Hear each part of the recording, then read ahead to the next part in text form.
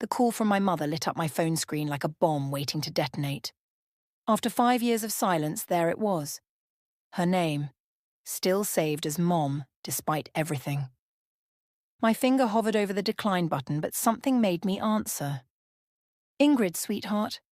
Her voice hadn't changed, that same sugary sweetness that once convinced me she actually cared. "I'm Ingrid Wright, and the last time I heard that voice, she was explaining why my brother King deserved our family estate more than I did. Because he's the man of the family now," she'd said, as if that made perfect sense in 2023. "What do you want?" I kept my voice steady, gripping my coffee mug so hard my knuckles turned white. "Can't a mother check on her daughter?" A pause. "I've been thinking about you." I laughed, the sound harsh even to my own ears. 5 years of not thinking about me, and now suddenly I'm on your mind. My office door cracked open and Roslyn, my best friend and marketing director, poked her head in. One look at my face, and she knew. She slipped inside, closing the door quietly behind her. "Actually, darling," Mom continued, "I need to discuss something important with you about the future. The future. That's rich coming from the woman who destroyed my past. I'm running a company, Mom. I'm busy." "A company?" She sounded genuinely surprised, as if she'd expected me to be living in a cardboard box after she'd given King everything. "That's wonderful. What kind of—" "Stop!"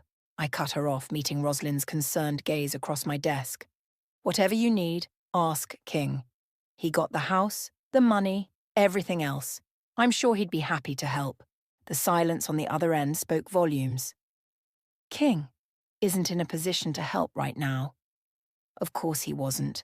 I'd heard rumors about his gambling, his failed business ventures. The fortune he'd been handed on a silver platter, dissolving like sugar in rain.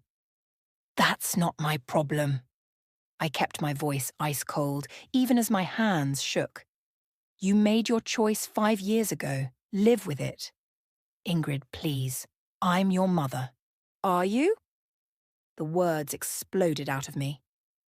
"Because mothers don't do what you did. They don't look their daughter in the eye and tell her she's worth less than her brother.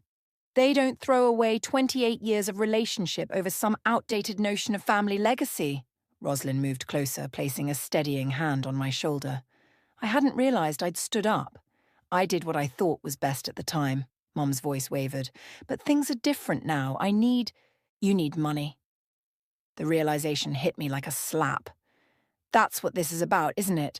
King burned through everything and now you're scrambling." Her silence confirmed it. "Well, let me tell you something, Mom. That company you were so surprised about, I built it from nothing.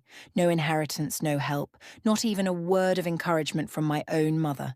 Just blood, sweat, and the burning desire to prove you wrong. Sweetheart, please." "I'm not finished." My voice rose. "You want to talk about the future? Fine. Come to my office next Thursday at 2 p.m. I'll show you exactly what your daughter became without you." I hung up before she could respond, collapsing back into my chair.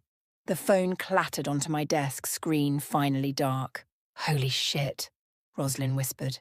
"Are you okay?" I wasn't okay. I was trembling with rage, with hurt, with a twisted sort of satisfaction. She has some nerve, doesn't she? 5 years of nothing and now she needs money.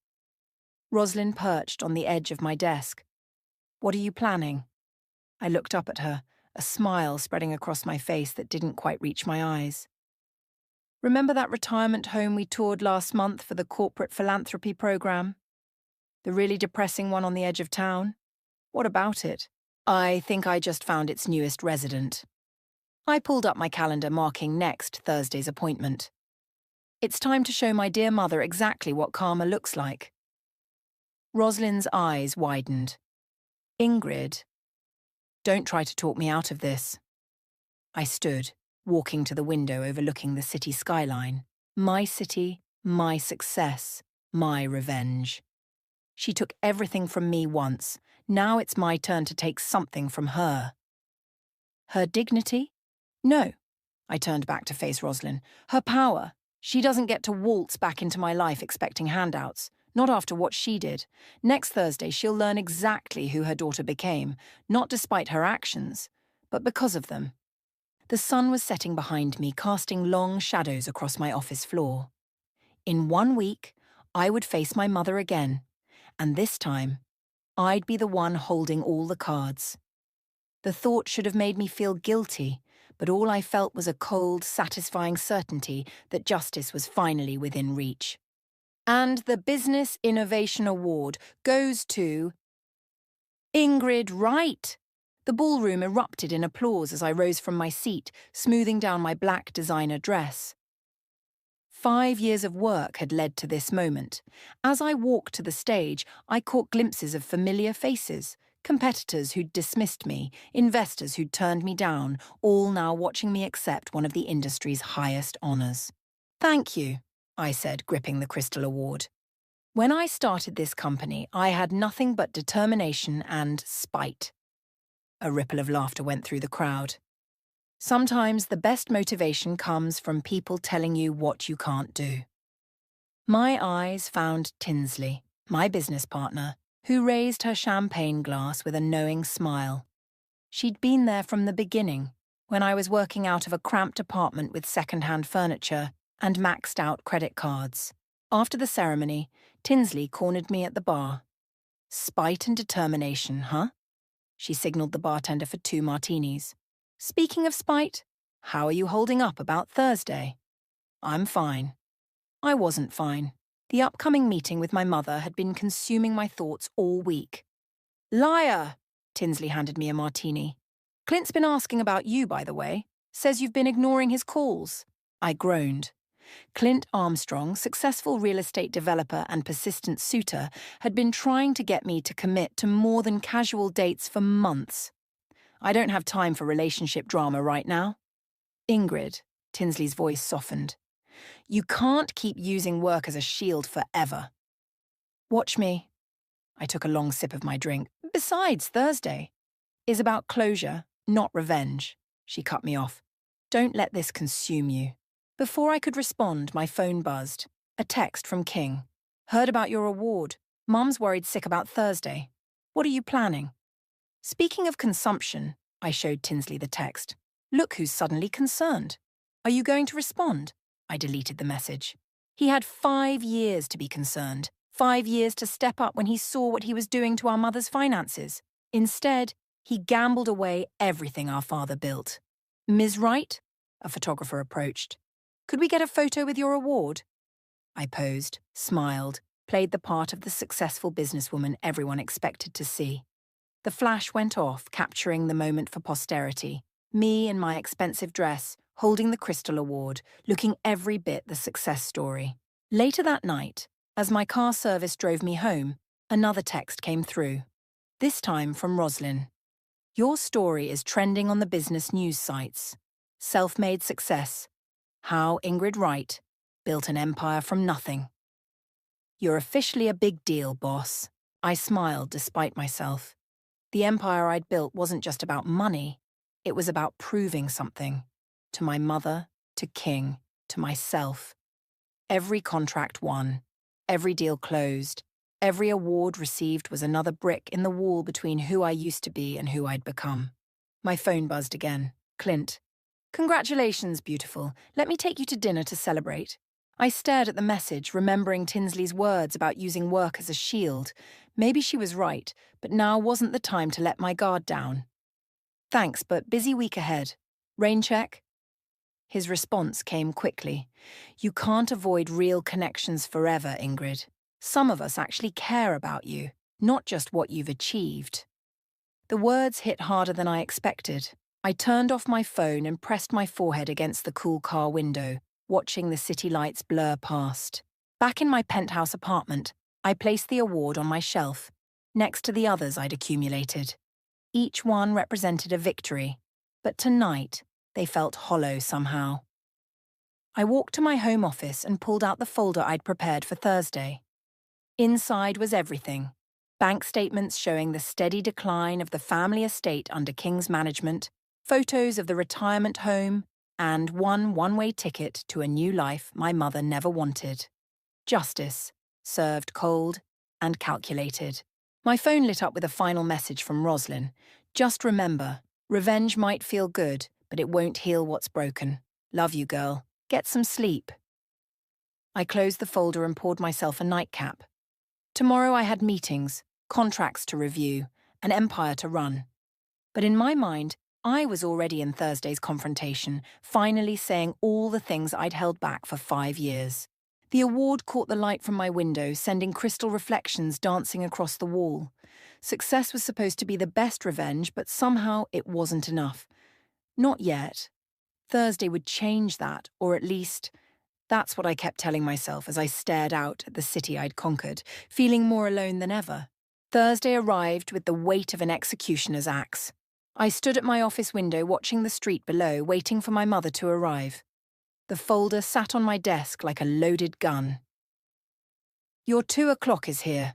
My assistant's voice crackled through the intercom. I smoothed my blazer. "Send her up." The door opened, and there she was. 5 years had aged her more than I expected. Her hair was completely grey now, her designer clothes replaced by department store bargains. But her eyes, those manipulative, calculating eyes, hadn't changed a bit. "Ingrid." She stepped forward, arms outstretched for a hug I didn't offer. "Your office is impressive. Have a seat, Mom." I gestured to the chair across from my desk, maintaining the formal distance between us. She sat clutching her worn purse like a lifeline. "I saw the news about your award. I always knew you had potential." "Stop." I held up my hand. "Let's not pretend you believed in me. We both know why you're here." "I made mistakes," she admitted, her voice trembling. "But I'm still your mother. Surely that counts for something."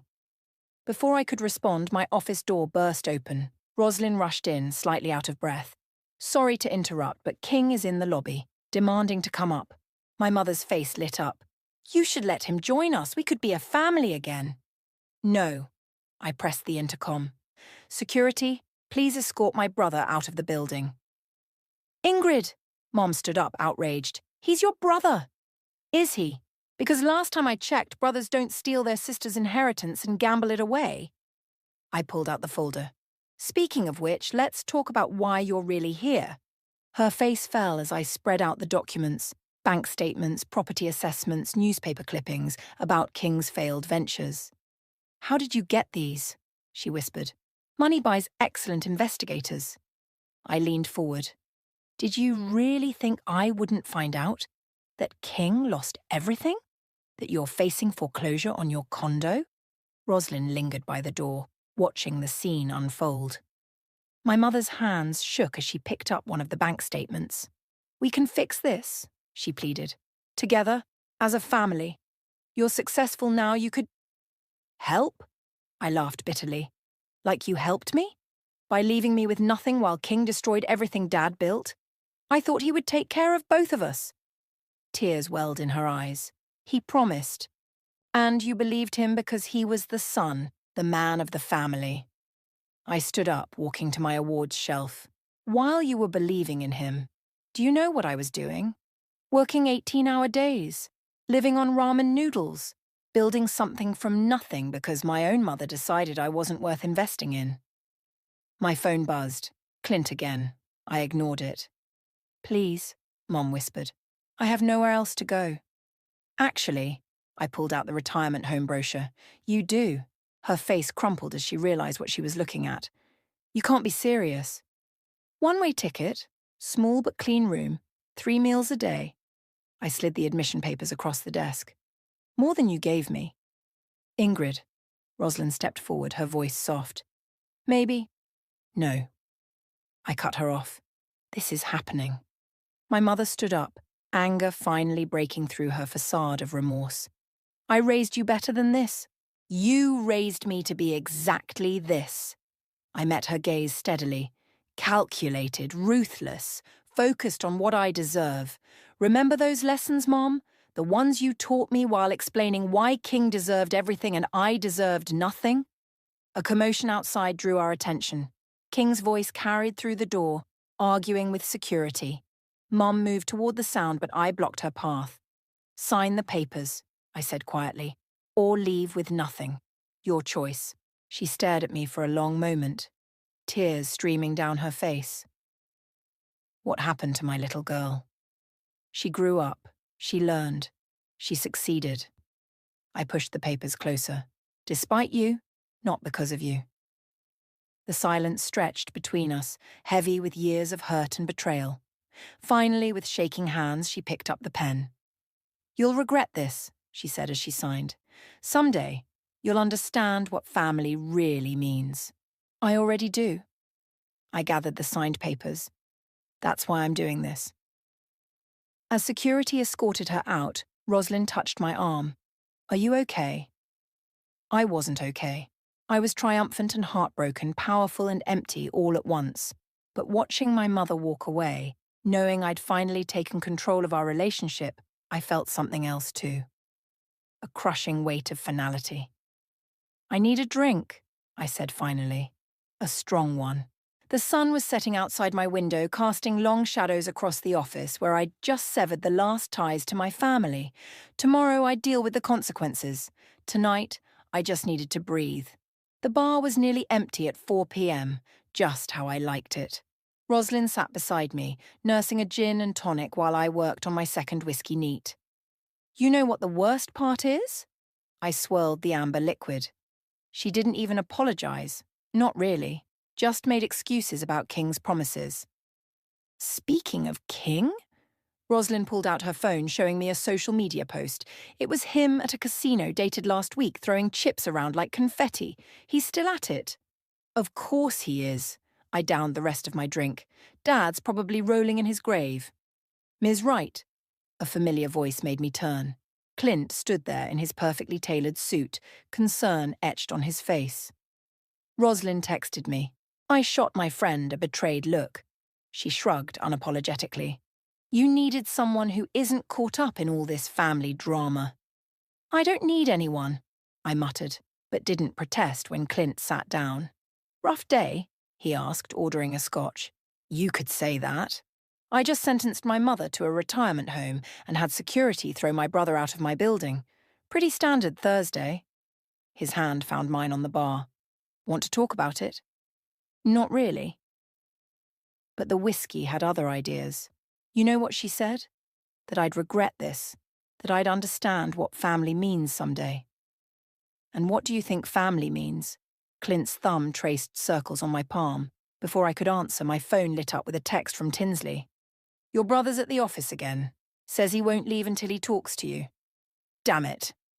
I stood up, wobbling slightly. I need to handle this. You need to sit down, Clint said firmly. You're in no state to handle anything. I'm fine. I grabbed my purse. Rosalind, you coming? She looked between me and Clint. Actually, I think you should let him drive you. Traitor. But I didn't argue when Clint led me to his car, his hand steady on my elbow. The drive to my office was quiet until Clint spoke. You know, pushing everyone away won't make the pain stop. Worked so far. I watched the city blur past. Built an empire, didn't I? At what cost? I didn't answer. We pulled up to my building where King was arguing with the security guard. He looked awful. Expensive suit wrinkled, eyes wild. Ingrid! He spotted me getting out of the car. What did you do to Mom? Gave her exactly what she deserves. I straightened my spine, grateful for Clint's steadying presence behind me. Just like she did to me. She's crying in her condo, packing up her things. He stepped closer, reeking of alcohol. How could you? How could I? My voice rose. How could you gamble away everything Dad built? How could you watch Mom give you everything and not even try to take care of her? I made mistakes. No, I cut him off. Mistakes are what normal people make. You systematically destroyed our family's legacy while Mom cheered you on, and now you both want me to fix it. Security moved forward, but King held up his hands. I just want to talk. Please, Ingrid. Remember when we were kids? When we promised to always look out for each other? That was before you let Mom tear our family apart. The whiskey made my words sharp. Before you stood there silently while she told me I was worth less than you. I was wrong. His voice cracked. We were both wrong.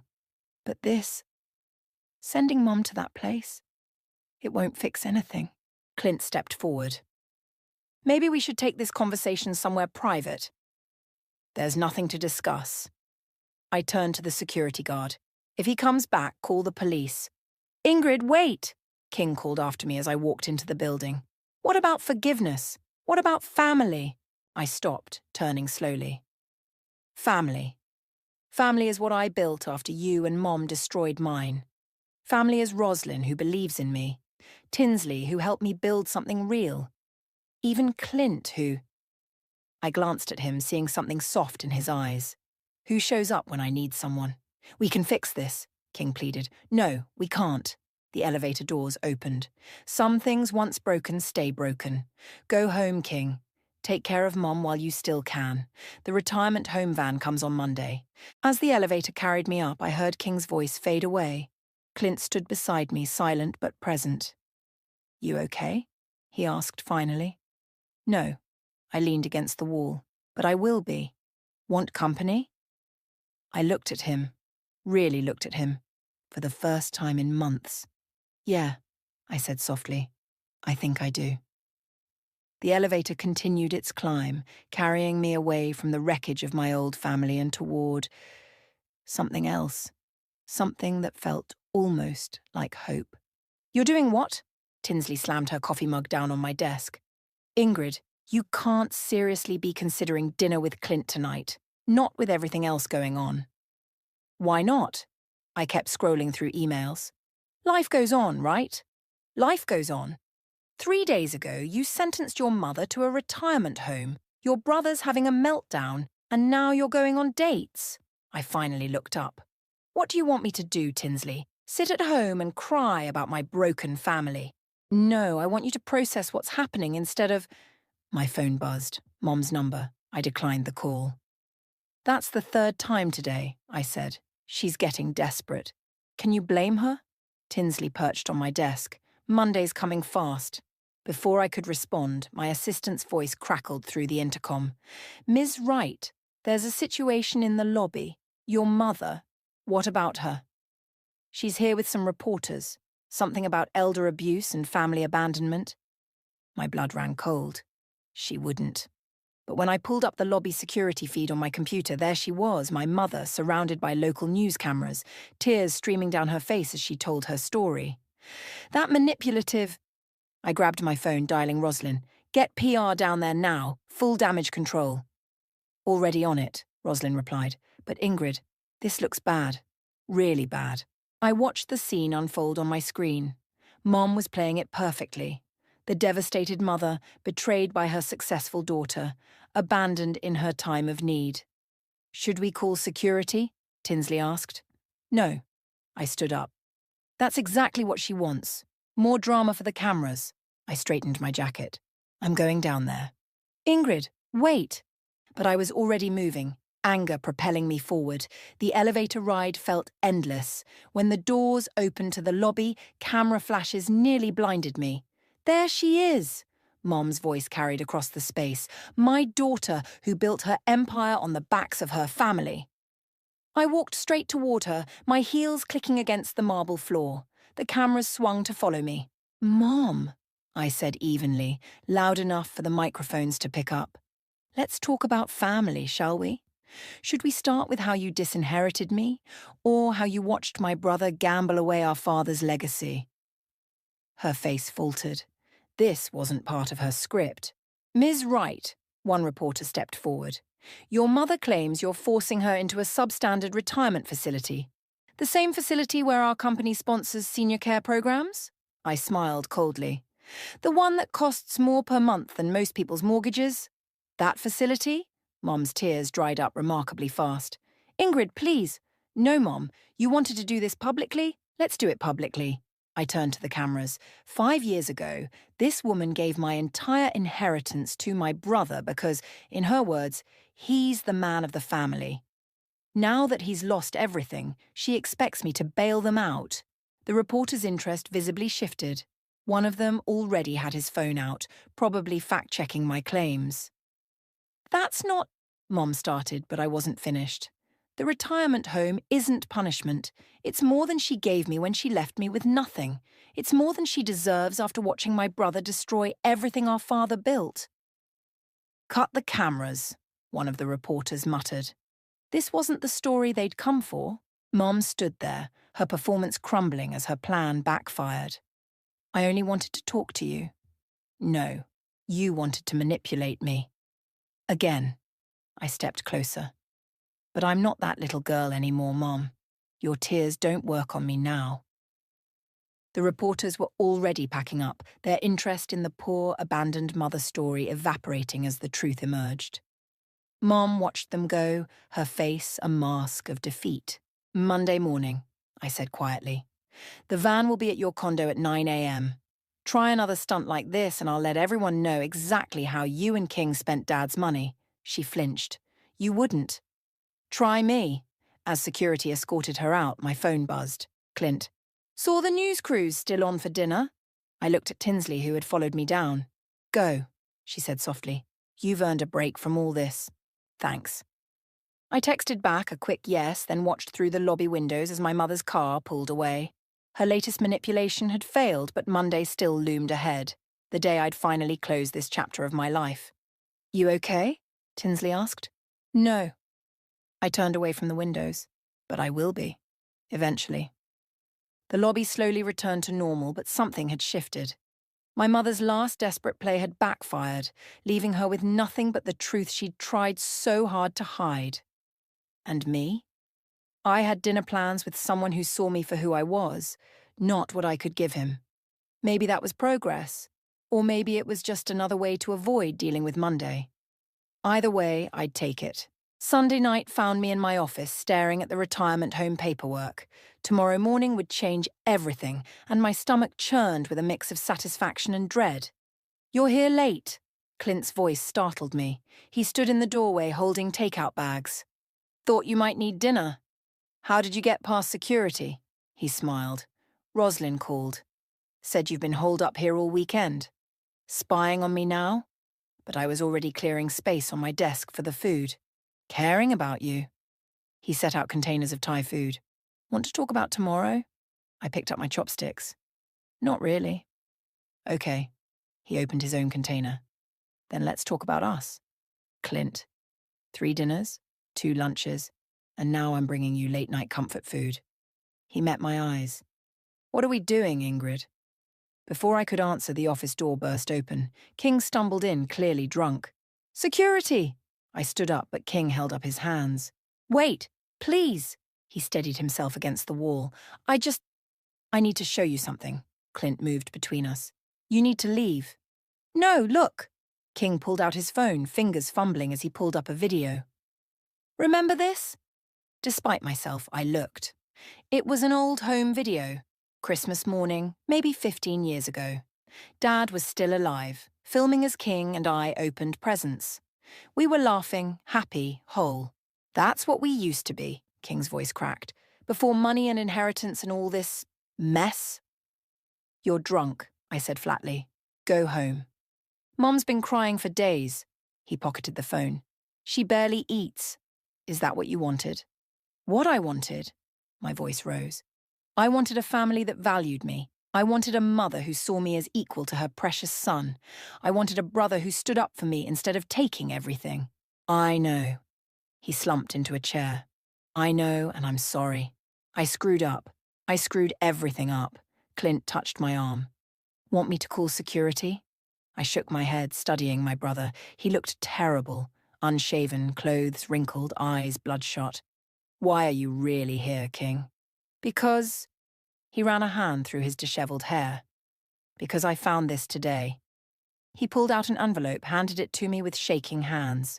Inside was a letter from Dad dated just before he died.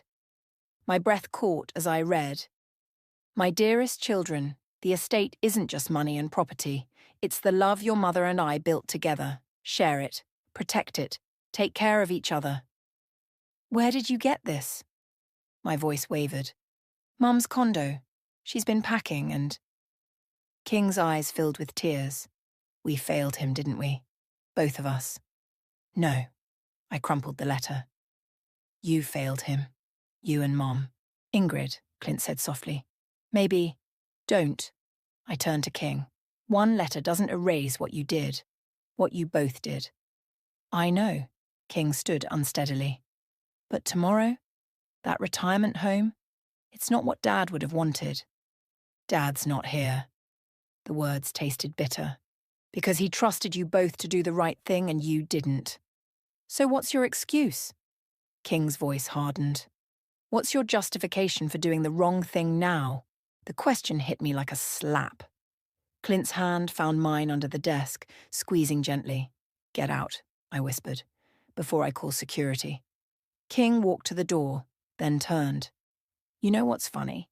You think you're nothing like Mom, but this revenge thing, this need to hurt people who hurt you, that's all her. The door closed behind him, leaving his words hanging in the air like smoke. He's wrong, Clint said quietly. You're nothing like her. Am I? I looked at the retirement home papers, then at Dad's crumpled letter.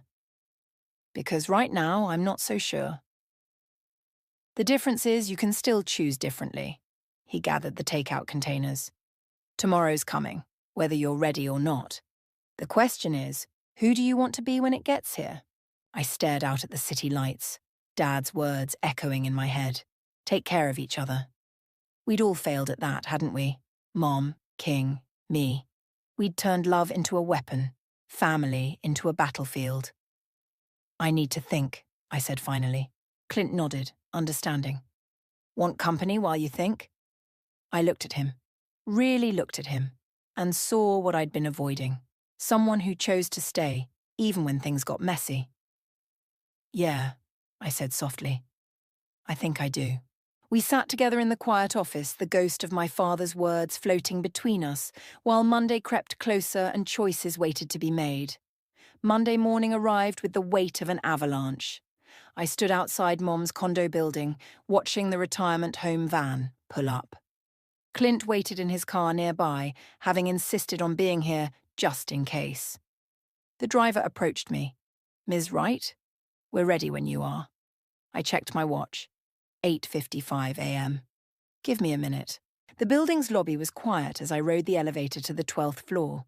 Mum's door was open when I arrived, boxes stacked neatly in the hallway. Inside, she sat on her bare mattress, a small suitcase beside her. It's time, I said. She looked up, eyes red from crying. So this is really happening? You signed the papers. Because you gave me no choice. She stood up, anger flaring. Just like I have no choice now. There are always choices, Mom. I picked up her suitcase. You taught me that, remember? When you chose King over me? I chose what I thought was right for the family. And how did that work out? A noise from the hallway made us both turn. King stood there, looking surprisingly sober. What are you doing here? I demanded. I came to help Mom move. He stepped into the room. And to give you this. He held out an envelope. What is it? Open it. Inside was a check, a big one. I looked up, confused. It's everything I have left, King said quietly. My savings, my investments, everything. For Mum's care. Mum gasped. King, no. Yes. He turned to her. I did this. I took the inheritance and wasted it. Let me try to fix it. I stared at the check, then at my brother. This doesn't change anything. Doesn't it? He met my gaze. You wanted revenge, Ingrid. You wanted me to feel what you felt when you lost everything. Well, now I do. I didn't ask for this. No, but Dad would have. He pulled out the letter from last night, smoothed and refolded. Take care of each other, remember? The retirement home driver appeared in the doorway. Ms. Wright, we need to get moving. I looked at Mom, really looked at her. She seemed smaller somehow, more fragile. The angry teenager in me celebrated her defeat, but something else, something that sounded suspiciously like Dad, whispered that this wasn't justice. It was just more pain. Wait, I said to the driver. Then to Mom. If I change my mind about this, what would you do differently? Everything. She stepped toward me. I'd apologize, really apologize, for choosing sides, for making you feel less than, for not being the mother you deserved. And, I prompted. And I'd try to earn back your trust, not with excuses or manipulation, but with actions. She glanced at King. We both would. I pulled out my phone, dialing quickly. Roslyn, remember that downtown condo project Clint's company is developing? The one with the senior living floor? See if there's a unit available. Mom's eyes widened. Ingrid, this isn't forgiveness. I cut her off. Not yet. But maybe it's a start. King moved to hug me, but I stepped back. Don't. This is conditional. You both need to prove you mean what you say.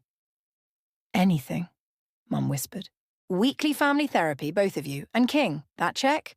It goes into a trust I control for Mom's care and living expenses.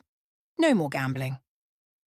They nodded, hope replacing desperation in their eyes. And Mom? I met her gaze. If you ever try to pit your children against each other again, the retirement home will look like a luxury resort compared to what comes next. She flinched but nodded. I understand. The driver cleared his throat awkwardly. I waved him away, then turned back to my family, this broken, messy thing we'd become. Dad's letter was right, I said finally. We're supposed to take care of each other, but that means all of us equally. No favourites, no manipulation, no more games. Through the window, I saw Clint getting out of his car, concern evident even from 12 stories up. He'd been right too. I could choose differently. Be different. The condo won't be ready for a few weeks, I told Mom. Until then, you can stay in my guest room. If, I added quickly, you respect my boundaries. She nodded, tears flowing freely now. King looked like he might cry too. Don't make me regret this, I warned them both. As we left the condo, Mom to my car, King to help with the boxes, I felt something shift. Not healing exactly. Not yet. But maybe the beginning of something new. Something that honoured Dad's memory better than revenge ever could. Clint met us at the curb. Everything okay? I looked at my strange, damaged family, then back at him. No, I said honestly, but maybe someday it will be. And how does that make you feel, Ingrid? Dr. Patterson leaned back in her chair, watching me carefully. I glanced at Mom and King sitting across the room. This was our 10th family therapy session, and somehow it still felt like pulling teeth. Honestly, I shifted in my seat. I'm tired. Tired of being angry, tired of holding on to the past. That's progress, the therapist smiled. Last session you couldn't even admit to being angry. Mom cleared her throat. I have something to say. She pulled an envelope from her purse. I've been working on this for weeks. She handed it to me. Inside was a deed to the family estate. I don't understand, I said. King lost this in the bankruptcy. No, King spoke up. I sold it before the bankruptcy, to a holding company owned by Mom. With the money you gave her for living expenses, I felt my anger rising. Let me finish. Mom touched my arm. I bought it back because it never should have been divided in the first place. Your father wanted it shared. She pulled out another document. This puts the estate in both your names, equally. Dr. Patterson nodded approvingly. That's a significant gesture, Yvonne. It's not enough, Mom continued, but it's a start, a real one this time. I stared at the papers, emotions warring inside me. I don't need this anymore. I built my own life. We know, King said softly. That's why we think you should decide what happens to it. The room fell silent as I processed his words. Through the window, I could see Clint waiting in his car, my steady support through all these sessions. Sell it, I said finally. Use the money to start a foundation in Dad's name for families torn apart by inheritance disputes. Mom's eyes filled with tears. That's perfect. But, I held up a hand, I want to be clear about something. This doesn't fix everything. Trust takes time. We know, they said in unison. Dr. Patterson smiled. This feels like a good place to end today's session. Any final thoughts? I stood up, gathering my things. Just one. Mom, dinner at my place tonight? Clint's cooking. Her face lit up. I'd love that.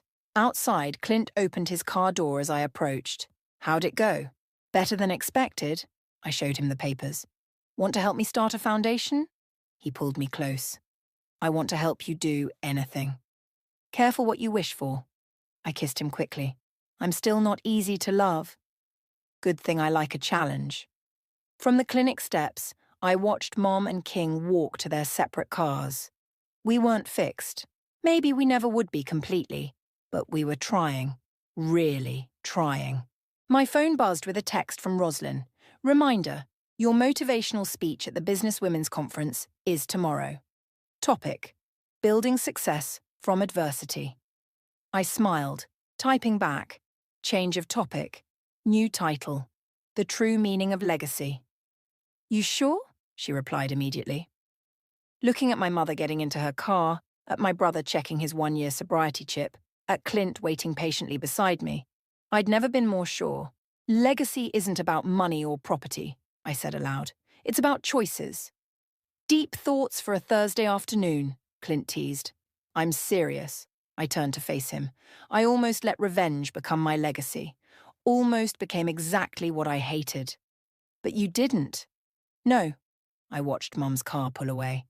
I chose differently. My phone buzzed again. A photo from Tinsley. The foundation paperwork was already in progress.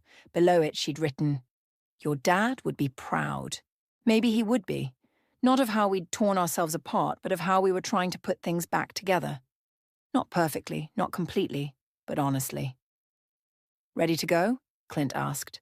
I took one last look at the therapy clinic, then at the papers in my hand. The deed that had once meant everything to me now felt light, insignificant, compared to the weight of growth and healing. Yeah, I said, taking his hand. I'm ready. As we drove away, I thought about tomorrow's speech, about telling a room full of ambitious women that true success isn't measured in dollars or revenge served cold, but in the courage to choose healing over hurt, growth over grudges. Mom would be in the audience, so would King.